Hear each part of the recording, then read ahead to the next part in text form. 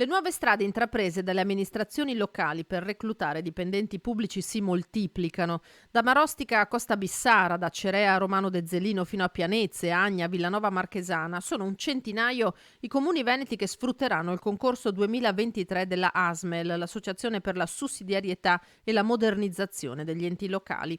Maxi avvisi pubblicati il 7 marzo in scadenza il 22, così da formare elenchi validi per 3 anni o comunque fino all'assunzione a tempo indeterminato dei candidati. Ma cosa più importante, i comuni potranno chiamare direttamente gli iscritti e fare entrare in servizio l'interessato in sole 5 settimane.